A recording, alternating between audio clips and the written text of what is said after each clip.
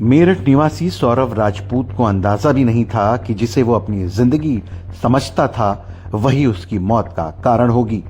पति पत्नी और वो के चक्कर में मौत की भेंट चढ़े merchant navy officer Saurabh Rajput हत्याकांड से हर कोई सन्न है। ये कहानी सिर्फ एक हत्या की नहीं बल्कि प्यार, धोखे, लालच और नशे की अंधी गलियों में गुम हो चुकी जिंदगियों की भी है। इस हत्याकांड की पूरी कहानी आपको शुरू से बताते हैं। मर्चेंट नेवी में तैनात सौरभ कुमार राजपूत अपनी पत्नी मुस्कान रस्तोगी का बर्थडे मनाने लंदन से मेरठ पहुंचे। 25 फरवरी को मुस्कान का जन्मदिन था और 24 फरवरी को सौरभ लंदन से जन्मदिन मनाने मेरठ पहुंचे। इस बीच पत्नी मुस्कान और उसके आशिक साहिल ने तय किया कि 4 मार्च को सौरभ को रास्ते से हटाने के लिए उसकी हत्या कर दी जाएगी। 4 मार्च को रात को मुस्कान ने डिनर में नशे की दवा मिला दी, जिसकी वजह से सौरभ खाना खाने के बाद जल्दी सो गए। फिर मुस्कान ने अपने पति सौरभ के सीने में चाकू घोंप दिया। सौरभ की मौत होने के बाद उसकी लाश को घसीटकर दोनों बाथरूम में ले गए।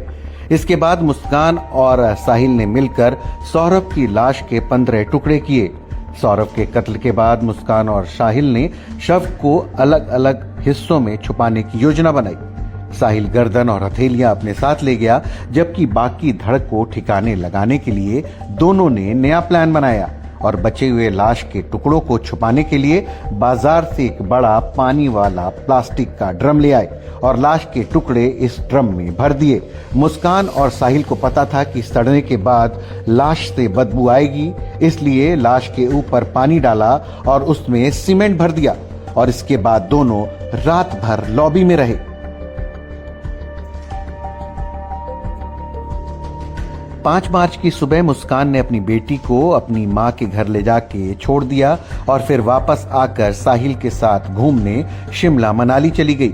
साजिश के तहत मुस्कान अपने साथ सौरभ का मोबाइल फोन भी ले गई।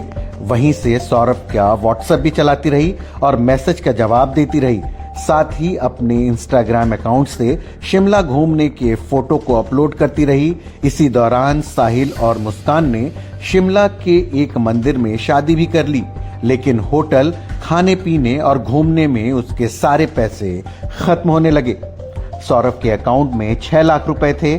मुस्कान उन रुपयों को निकाल नहीं पा रही थी, इसलिए परेशान होकर मुस्कान ने अपनी मां कविता को फोन किया और पूछा कि बैंक से पैसे कैसे निकाल सकते हैं। तब मां ने गुस्सा होकर पूछा कि सौरभ तो तुम्हारे साथ हैं, तो फिर तुम्हें रुपयों की क्या जरूरत है।